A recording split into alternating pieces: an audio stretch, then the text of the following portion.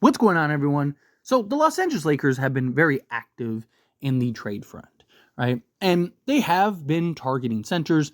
Primarily, most of the names and targets that are kind of going around are all forwards and just perimeter guys. You got Jeremy Grant, Cam Johnson, right? Bruce Brown. Like, all these guys are perimeter-oriented guys. And now a lot of that is just because of the scarcity of the center position and the fact that the Lakers do need a center, but there just isn't this, well full of just centers that are available, right? Like, you have names that have been linked to the Lakers that Lakers are monitoring and have touched base with, such as, Walker Kessler and then Wendell Carter Jr. Those are two guys that, like, whatever we have to get those guys, right? Their versatility, their youth, their ability to slot alongside Anthony Davis, right? Like, those two would be, either of them would just be A plus, top of the list type center move that would give us the most likely the biggest impact as far as the trade front goes. They also probably cost the most out of everyone, but there is that argument, that justification of, like, these are two guys that really raised the ceiling for the Lakers. Now, the Lakers would still need more, right? Like, if they got Wendell Carter Jr., like, yeah, that'd be great, but we could still use a Jeremy Grant or a Cam Johnson or a Bruce Brown or something like that, right? You still need that perimeter guy, but if you could get somebody that could slot in, play the 4, play the 5, have that versatility, or even a Walker Kessler in his age and his youth, the rim protection would just be incredible alongside Anthony Davis with him, his ability to make plays. But he's kind of more of a center, as opposed to, like, Wendell Carter could play either spot. But again, either would be more than welcomed with the Lakers, and the Lakers just need that guy that they can throw at the Jokic's and stuff of the world, but also just take a lot of pressure off of Anthony Davis. That's the idea. That's the dream. But we don't really know how available either of these guys are. And there is a genuine argument for both teams to not trade these guys, right? Like, listening and fielding offers is not the same thing as actively trying to trade these players, right? Like, Orlando, Wendell Carter Jr. is probably going to be their starting center. I mean, he didn't start every game for them last year, but he probably gets the opportunity there. Now, they do have several other options, and they were actually best with Paolo Banchero at the 5.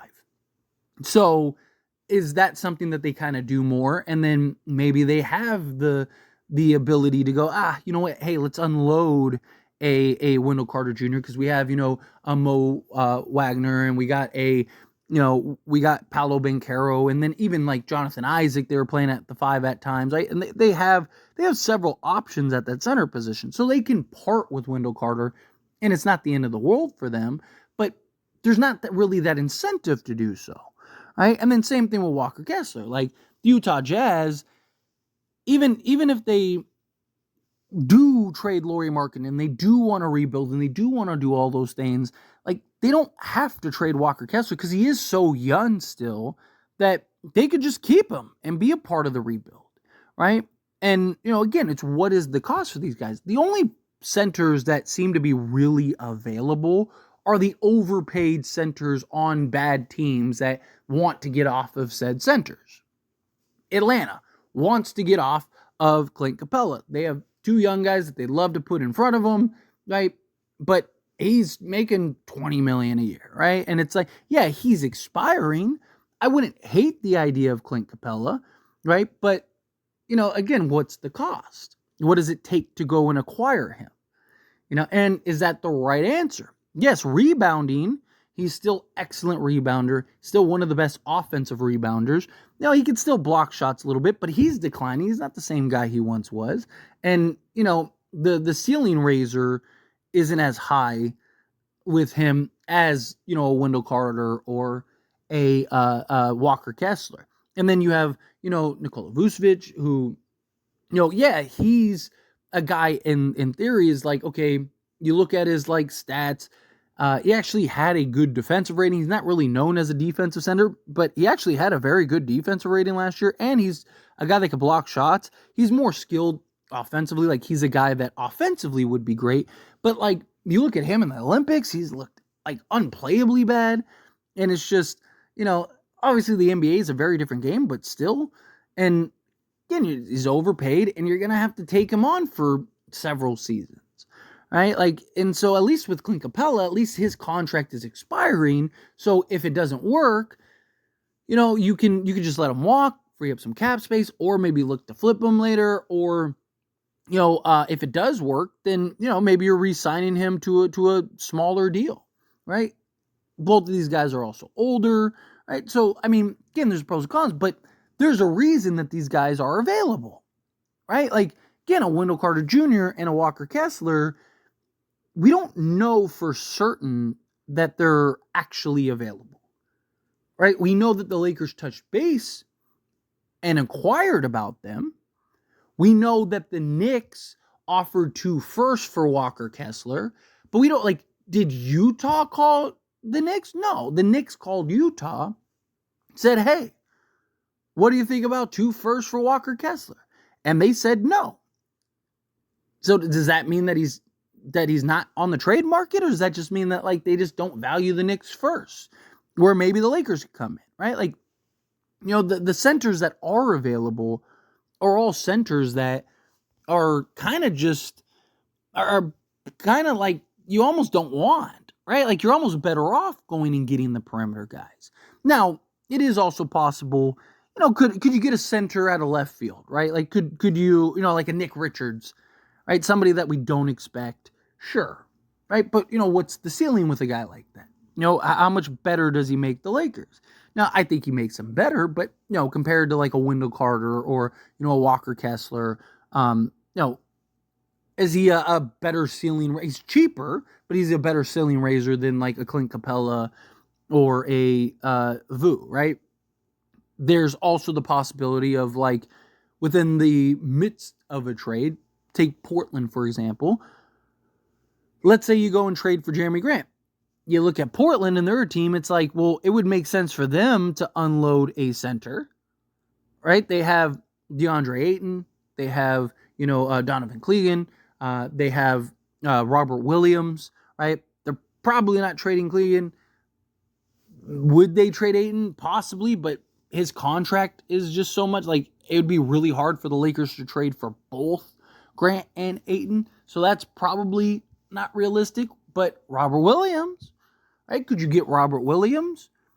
But again, even if you get him and you are able to, there's still those question marks. Particularly with him, it's not really his skill set. High energy, block shots, defend, rebound. I mean, he is excellent in that, right? He would be great for the Lakers, huge for the Lakers. But can he play more than 40 games? Right? That's a big concern with him. Right? So you kind of weigh all the potential options, and it's the 2 best options, we don't even know if they're really available. We're just kind of going off of just rumors that maybe these teams will trade them for the right price. And then you look at, the options we know are being shopped, actively being shopped and actively on the trade market. And it's you'd have to overpay for those guys. And it's just it's not worth though. It's not really worth going after a Clint Capela, right? You could probably get Clint Capela for essentially nothing, but it's just, is he the right move at $20 million? Because, you'd have to send out multiple players. Now, as a salary dump move, if nothing else is available, sure. Right? I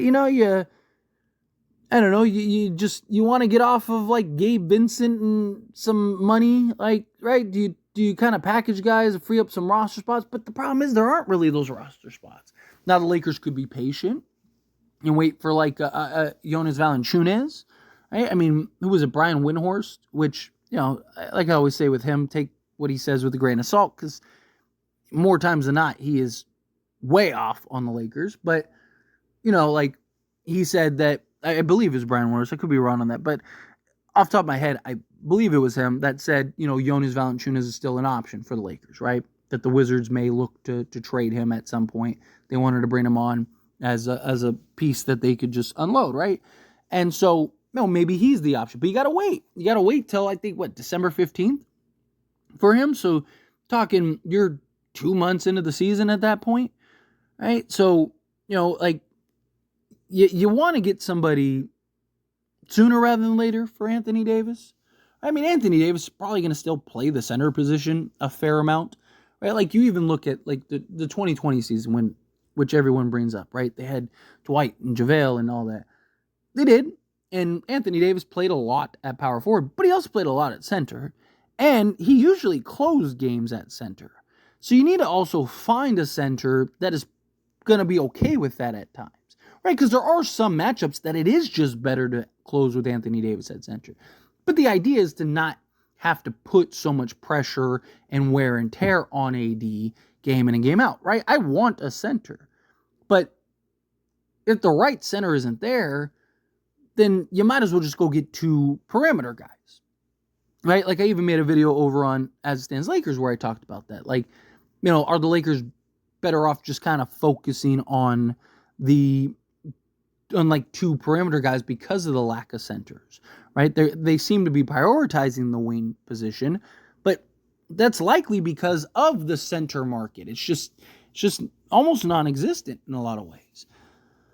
But if you can find the right move and you can find the right center, which is why patience is key, right? And why I wanted to kind of break down the centers specifically, because I didn't go like super in depth in that video over on As It Stands Lakers. So I wanted to kind of go more in depth here, because I think it's very important to point this out, right? Even myself throw out, man, if we could get, Jeremy Grant and Walker Kessler, like, we'd be great, like, da-da-da. But, like, we're going on myself is going on the assumption, as many others, that, like, he's even really an option, right? And is it just, Danny Ainge is a guy that is known to just at least listen to packages. He doesn't really see anyone as untradeable. So, hey, we'll listen, right? But as we've seen with his history, more times than not, he doesn't actually make the trade for the guy, right? It's looking more and more likely that Lauri Markkanen is going to re-sign with Utah. And he was actively shopped around. I mean, the Warriors were pushing hard for him, so just something to keep in mind. But anyway, as always, this is a discussion. Pass the question on you. Let me know your thoughts and opinions down in the comments below. What do you think? How do you feel? What are your thoughts? Do you think that, like the market's bare for centers, focus on the perimeter? Do you think, you got to get some center, even if it is a Clint Capela or, a Vucevic or something? However you feel, whatever your thoughts are, I'd love to hear it. So let me know down in the comments below. That being said, if you haven't liked this video, hit that like button. Helps me not, so we enjoy these types of videos, and I truly appreciate it. Not subscribe channel, hit that subscribe button. Turn on the bell notifications. Appreciate y'all. See you in the next one.